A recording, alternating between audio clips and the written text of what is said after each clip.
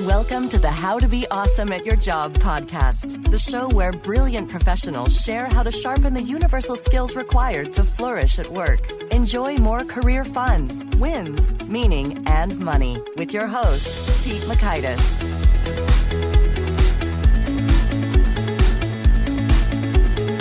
Hello, and thanks so much for joining us here for a very special episode 100, Christmas Eve, with a very special person I've known my whole life. It is Topper Steinman. He is my uncle, and he was my first mentor into the world of speaking, training, and whatnot. He has some extraordinary gifts and talents associated with facilitating and entering situations that people feel are conflicted or tricky or tough conversational territory. He goes there, and somehow it makes it fun and interesting and safe for everybody involved. So you're going to learn, 1, how to talk about just about anything with anyone. 2, rules for engagement for effectively handling confrontation. And 3, approaches for moving from what to so what, and then now what. If you'd like to check out the show notes, the transcripts, or the links to items or books we talk about here, you can find that over at awesomeatyourjob.com/ep100.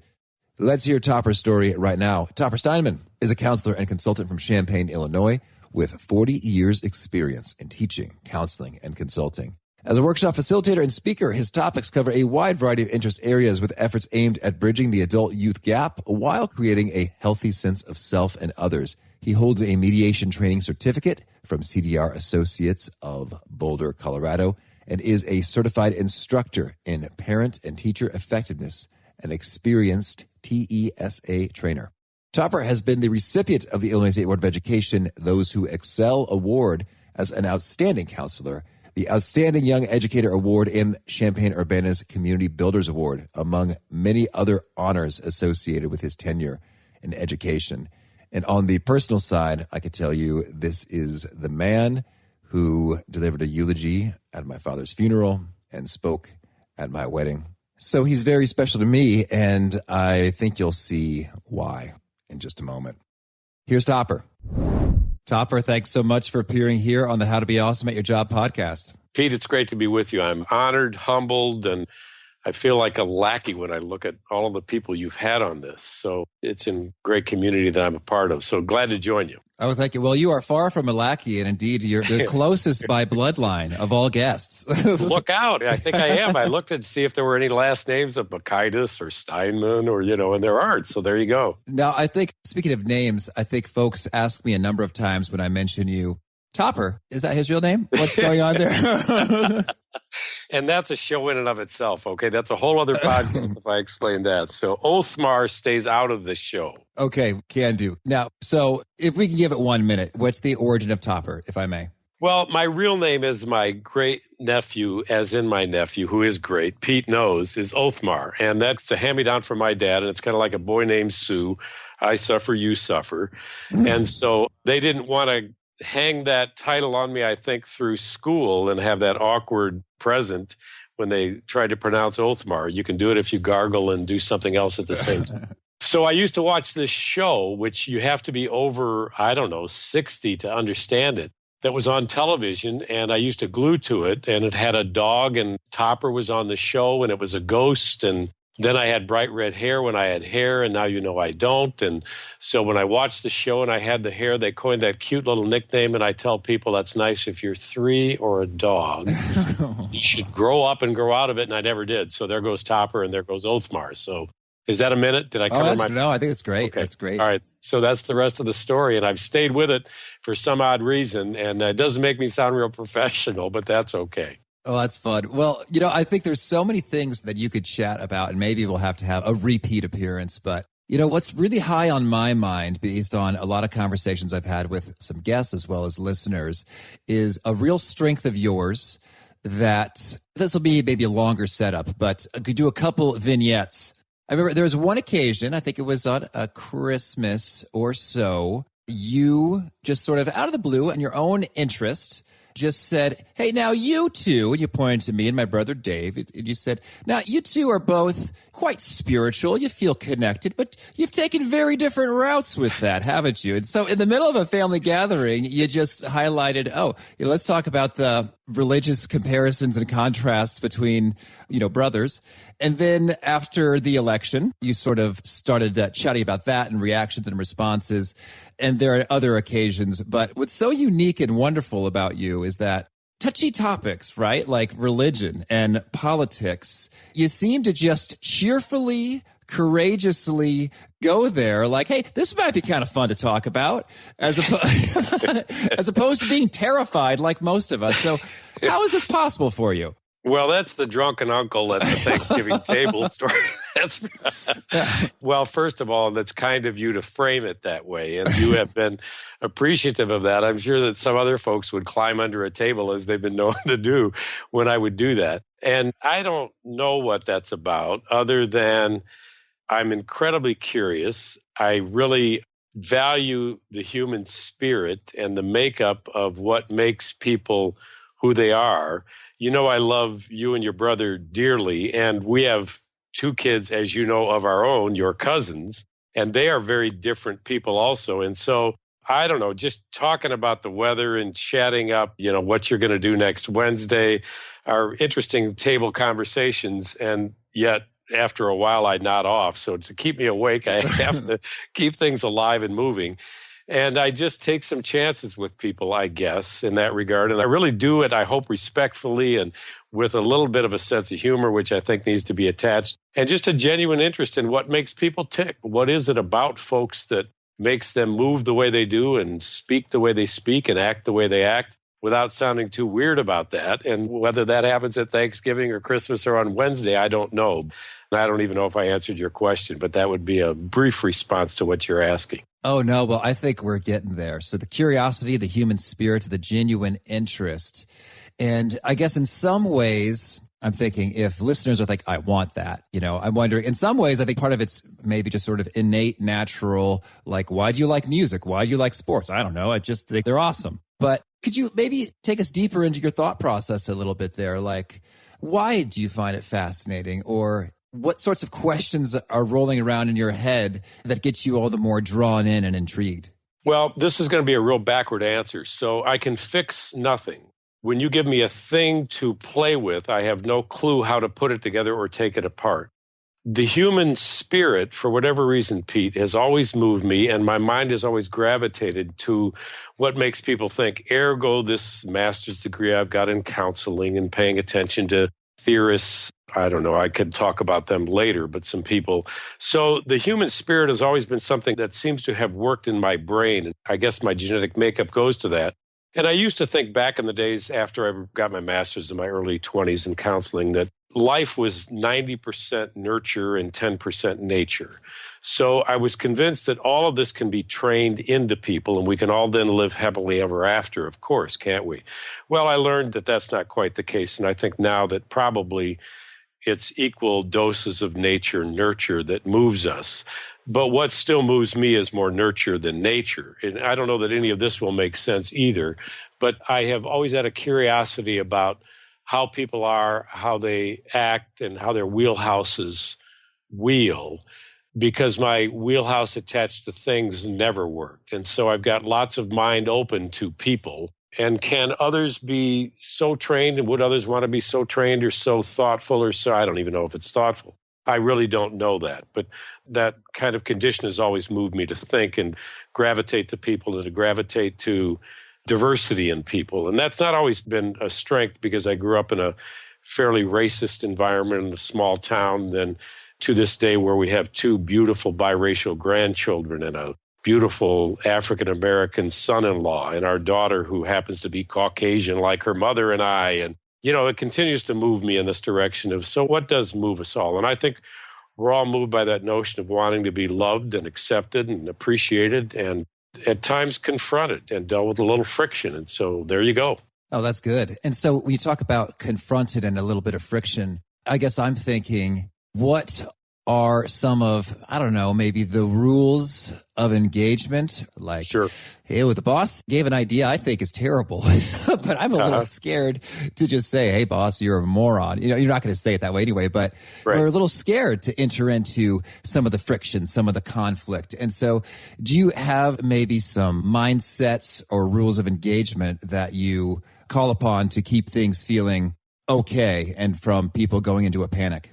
Great questions. And my thought would be that you moron is probably not the best place to start. You're right. See, that's why you write books, isn't it? Because you're that insightful, Pete. See, I know. But my gurus in this regard would be people like Roger Fisher and William Ury. They wrote 2 books, Getting to Yes and Getting Past No. And I would recommend those to listeners to, if you're finding yourself in situations where you both want to get to yes in a business or economic or political or whatever realm you're in, and getting past no, because not everybody wants to get to yes. So those 2 books have been seminal to me in my thought process about what I've done. I think a lot of this, in the answer to your question, a lot of it becomes relational. So if you're just starting at your job and you think your boss is not real smart, I probably wouldn't use that on day 2. I don't think you're real smart. So I think that, first of all, I'd develop a relationship. I'd try to get to know the person. I'd try to get to understand from whence they're coming. I'd try to ask questions. I'd try to educate myself.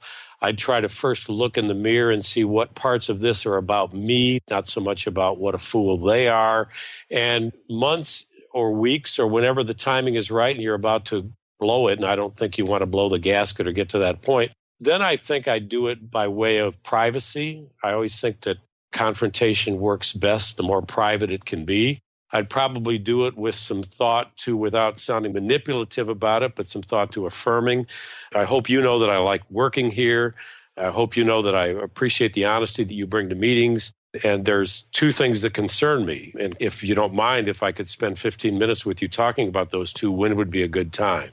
So I think that engaging in that form of respect rather than, and I probably would be real careful about what I would tweet to my colleagues and what I would email to my colleagues about this stuff. And I think especially as alive as social media is now, that's something that if I were young, and I'm not, closing in on 70 years old, so I don't have to play that game like, and I don't know if it's a game or not, but play that as much as other people do.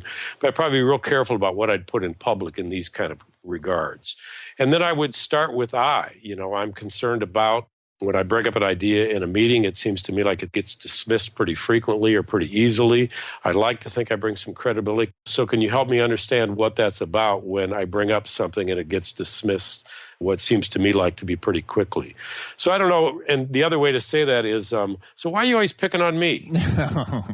And I never think that gets very far. So the old you, I think gets to be a little bit confrontive and too frictionful. And coming from your own sense of I appreciate or I get frustrated or whatever. And those are tactics that lots of people know that may sound phony and artificial, but to me, they're real. And if you can't own that, then I would suggest you not do that. So I don't know if that's helpful or not. Absolutely. But, no, I like it. I've done a lot of workshops across the country. And I know you know this, Pete, and they've been on all the way from conflict resolution to creating peaceable schools. Dick Bodine, Donna Crawford, advocates and gurus of mine in the field locally. But the one workshop that I never was able to pull off, and this is the one I'd love to do if I ever got to the point where I could do it, and now I'm fading away and I'm not doing as much, would be a workshop on sincerity. And if I could teach people how to be genuine and sincere, we used to use a quote in training. And the quote was, sincerity may find its own technique. It's sometimes tough for technique to find sincerity. I think it's a powerful quote. So if I trained people in how to listen and people listened artificially with my training methods, I think the artificiality comes through and the phoniness comes through. So I guess I'm saying be you, be genuine, and at the same time, it's probably a good idea to use some strategies or processes that are humanly respectful rather than just coming at people and trying to get them to change to your point of view. Oh, yes. And that is very intriguing. Well, now I'm thinking about the quote, what is it? if you could fake sincerity, then you've really got it made. Isn't that another quote? It's like, Yeah. Well, and frankly, I've never heard that one, but I kind of like that. So maybe that's the workshop I should be doing. And maybe that's what I did for a living. I don't know. well, it might have been a bit about, I think it might have been Mark Twain or something, but could you dig into that a little bit more when you talk about sincerity? And so I guess in some ways that sounds easy. Hey, just kind of be you. Yeah. But right. in practice, it's not so much. What do you think is getting in the way, and what are some ways to get past those things? Yeah. And without saying to your audience, we should all go into 6 months of psychotherapy. I think that some internal looks are important to do. What am I made of? What makes me tick? What pushes my buttons? I think those internal looks are always, well, I don't know if always, but are frequently important looks to make and to take. And in light of that, I think you start to find, so what moves your core? What's your inner self about? Because that's what you bounce off of other people when you're in these moments of, where you are frustrated with what's going on at work, or you're even pleased with what's going on at work. So I'd say, first of all, take a look inside of you. And then secondly, I would do that, and how cliche is this, watch the judge in the book by its cover and watch the quick judgments that are made. I don't know. Some of this stuff says we get to know people in the first 7 seconds. You make your first impression, and salespeople and car salesmen and insurance people do this all the time. And I think there's a lot of truth to that, but I'd be wary of that. I'd be careful about judging people too quickly. And then I'd slide into what I said before. I'd slide into trying to develop some relationship with them that is meaningful, whether it's a surface relationship, because that's all you want to do, or a relationship that you want to check on a more professional and deep professional level or personal level. See what happens with that. That's about as far afield of an answer to your question as I could get. Okay. Well, that's good. Thank you. And now I want to hear a little bit. So you've been into talk about conflict and entering those worlds. I'm thinking about some of your work with National Center for Conflict Resolution Education. You visited some places that have been experienced conflict in a really tragic way, in terms of school shootings and others. I'd like to hear if you've sort of learned a couple things along the way, looking at conflict in some of its ugliest forms and working with folks in the aftermath there that are applicable to folks having their own conflicts day in, day out at work. Yeah, it's an interesting, I was in a place in the late 90s called Jonesboro, Arkansas, and a 12 and a 13-year-old wreaked havoc on a middle school, West Middle School in Jonesboro, one tragic April day, and took the lives of 6 young people and an educator, and went down there in the summer to try to help that community heal from that sort of thing with some colleagues of mine, Fred Schrumpf and Dick Bodine and Donna Crawford and others who I mentioned. And those are incredibly raw experiences and moved me greatly at the time and still move me today when you see people reeking from that sort of and wrecking from that sort of violence. And I think there it's more important to be a support, a listener, a hugger, if that's your nature, a source of pain that you don't pretend to understand, and yet you're there with them. And then in addition to that, some ways, how can we move on? There's a facilitative technique that I believe a lot in, Pete, that's got 3 parts to it. What, so what, now what? And the what of Jonesboro was that 7 people died and a community suffered immeasurably. The so what was that people were hurt and angry and frightened and sad, and staying at those 2 levels, which is something I think we do, whether it's the crisis of a Jonesboro or a Columbine or some of the present days with what has happened in our present day culture of these same elements, are very different, of course, than your workplace conflicts. But I think we can easily stay stuck in what and so what, and we don't move to now what. So part of what I challenge myself to do in places like a Jonesboro is, so now what are we going to do with the immeasurable pain that we're in? Or now what am I going to do that I've got this boss who I think is being real nasty to me, and I'm not sure that I know what to do with this. So I think that one of my strengths is in identifying and appreciating the what and the so what, and at the same time in a corner of my brain keeping in mind, now what am I going to do and now what are you going to do with what you're experiencing? And I don't want to sound dismissive, but I think that that's an arena that we don't spend enough time in. And I don't think social media helps us do that at all. We stay stuck in the cyberbullying and the what and the so what, and well, you're at this and well, you're at that.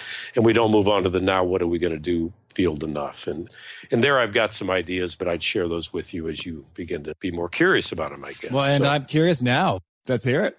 Well, that to me is the Fisher-Urey stuff that I talked about earlier. And they have 4 principles, the getting to yes and getting past no books that I referenced, Pete. There are 4 principles very crudely and very quickly and not in the depth that I'd like to share them. Principle 1 is separate the people from the problem. Don't make issues about what idiots people are. The Japanese have a great 6-word sentence: fix the problem, not the blame. Mm-hmm. And I think in America we do a lot of blame fixing. And Fisher and Urey would try to make us think more about the issues than about what fools the people are in the issues. And of course there's fools, and I might be one of them in issues on occasion, but that'd be their first principle. Their second one is focus on interests, not positions. And we just watch a political, and I don't care whether you're, what frame you're in, Democrat, Republican, Libertarian, neutral, whatever it was, or I'm never going to vote again because I can't vote for either of those people. But we get stuck in positions that there is no global warming. Yes, of course there's global warming. There is no climate. Yes, of course there's climate. There is no economic. Yes, of course there's economic.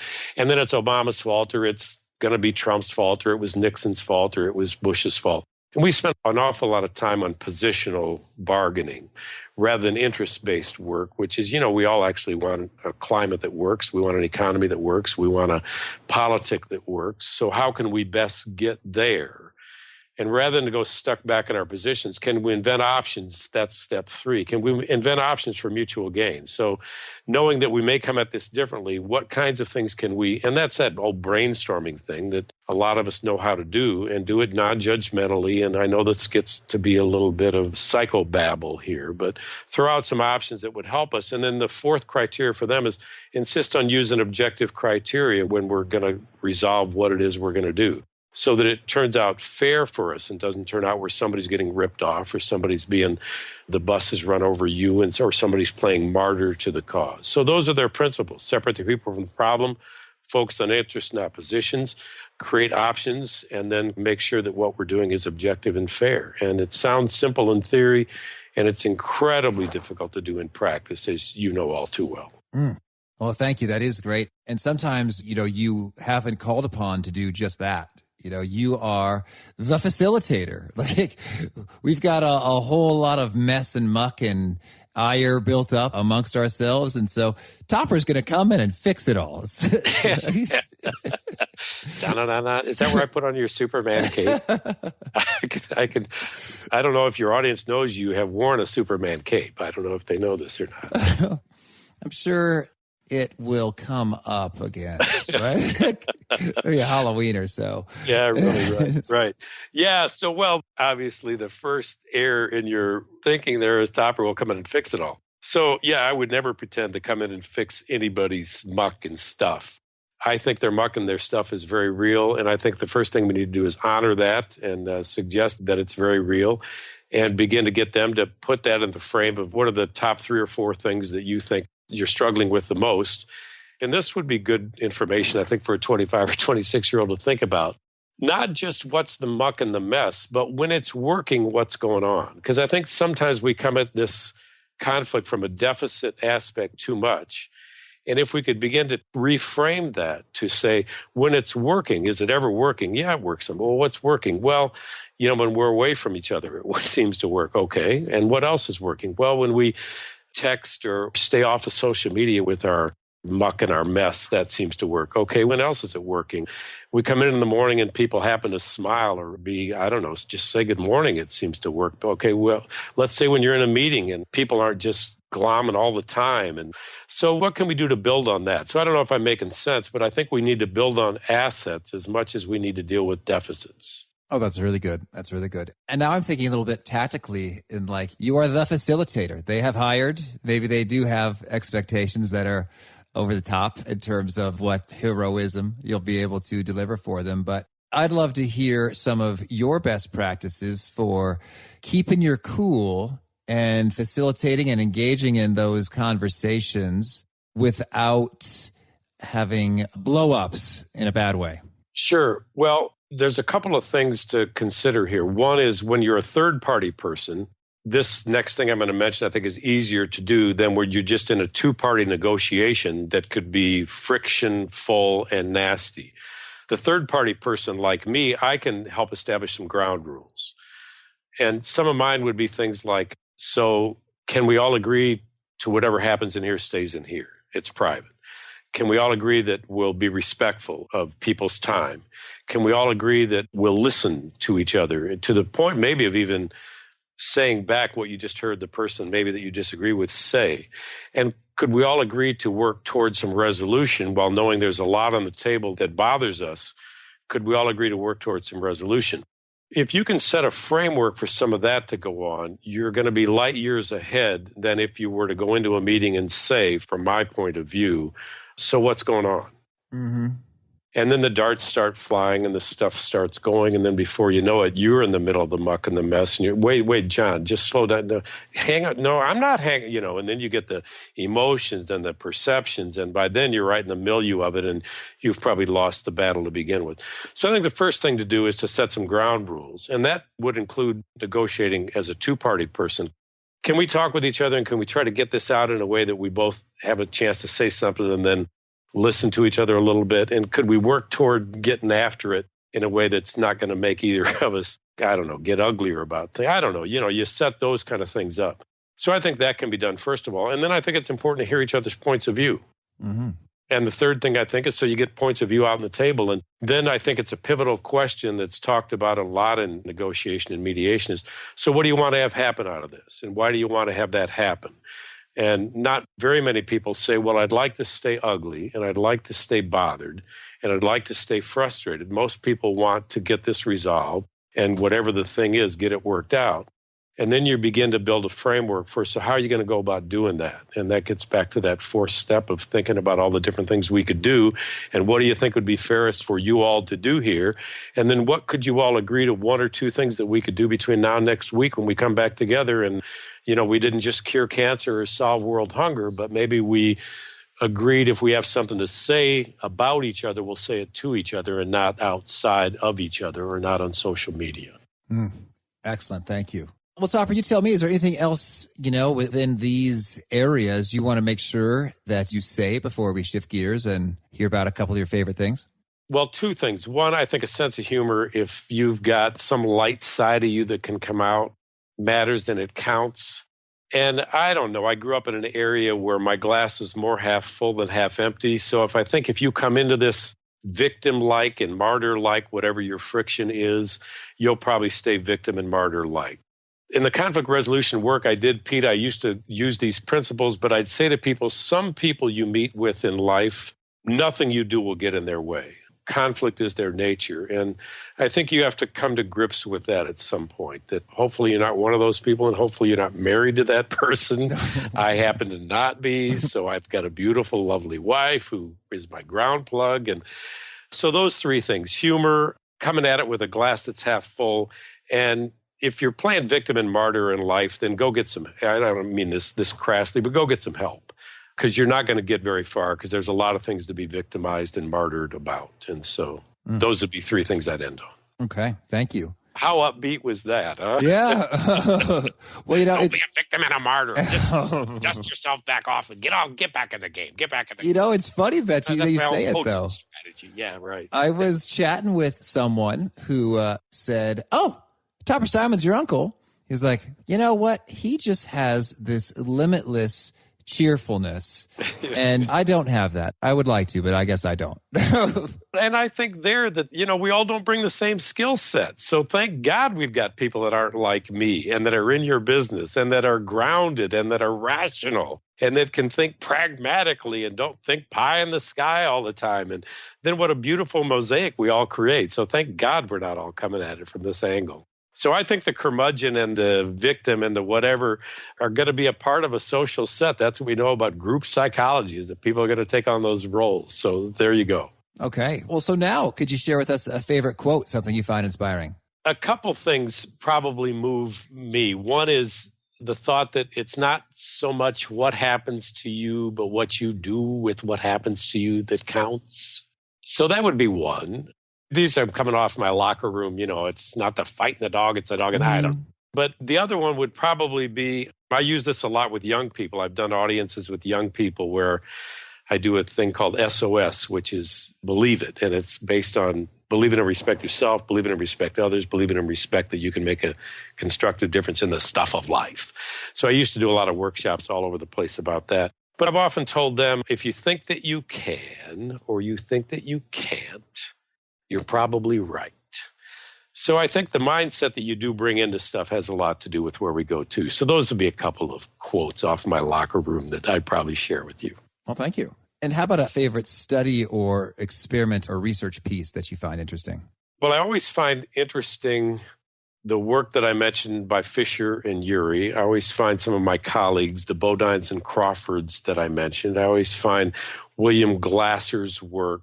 I grew up with people like Fritz Perls and Albert Ellis and so any pieces that would deal with some of their work would be meaningful to me and I think meaningful to others in the realm of psychology. And so I don't know that there'd be any one particular piece that struck me a lot. The old Hawthorne effect where, we dimmed the lights and stuff went down and we turned the lights back up and manufacturing instruction went up. I think we're in charge of our own. So some of those studies, that German study that was sick where some babies were, and you couldn't get by with this today, thank heaven, but some babies were hugged and loved and other babies were left alone and they were both fed the same amount and the hugged and loved babies and nurtured babies survived and the others frankly died. And so I think stuff like that makes a difference to me and my psyche, and that if we could learn to support each other and affirm each other and, like I said, friction each other and just make contact with each other, we're going to be better off than if we don't. So those stand out in my mind a bit.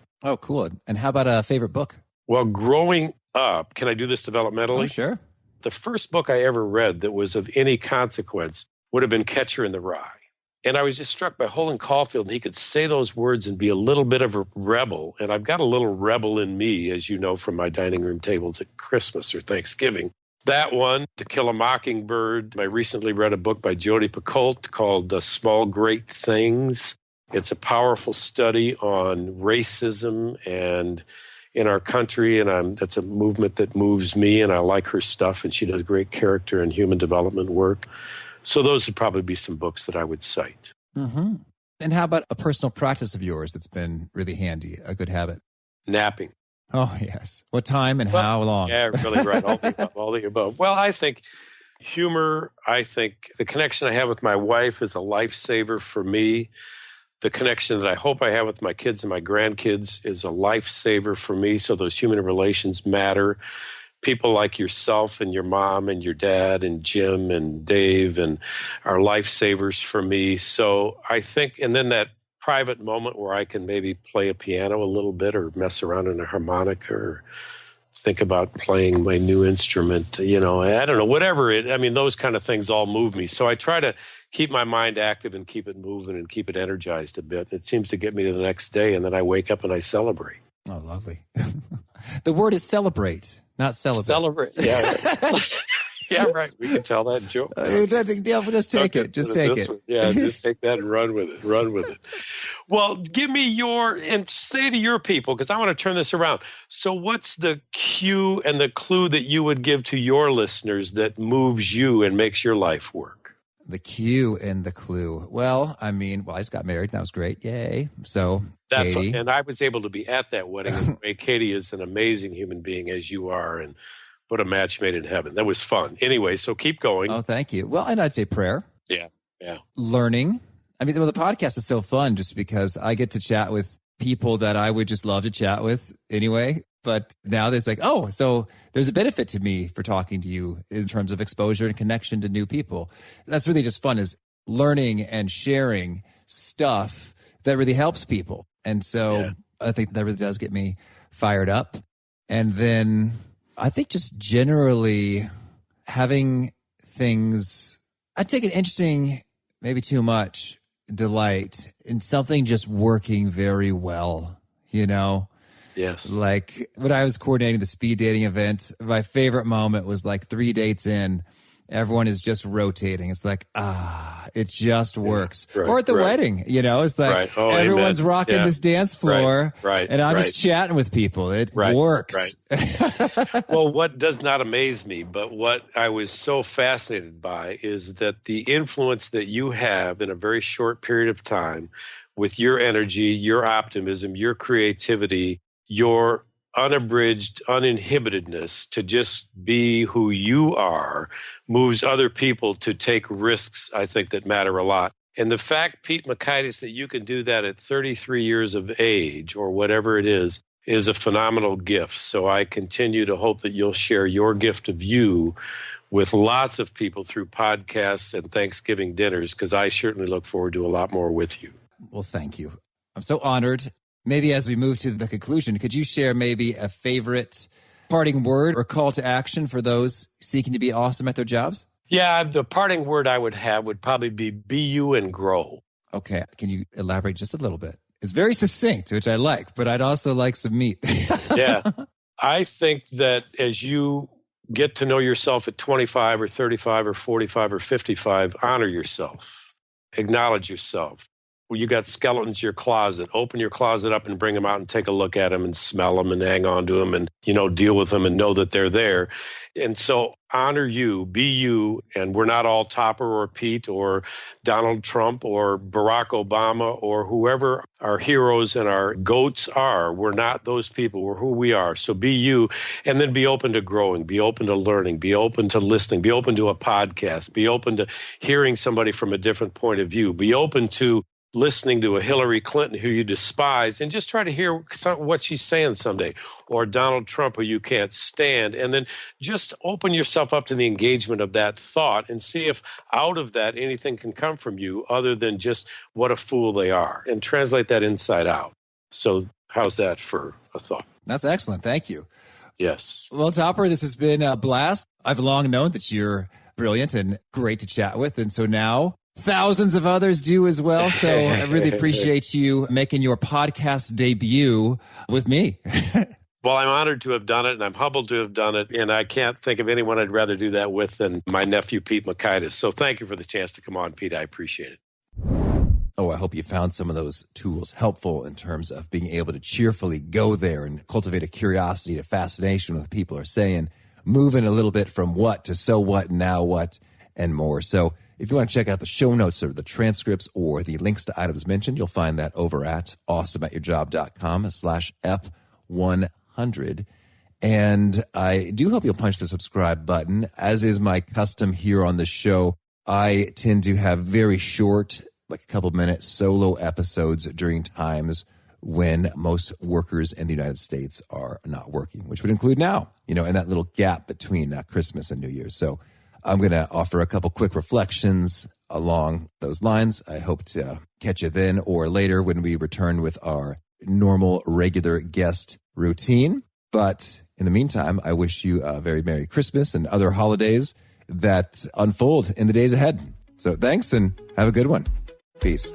Thanks for joining us for today's episode. To get the most out of this conversation, visit awesomeatyourjob.com to find today's show notes, transcript, and infographic summary cheat sheet.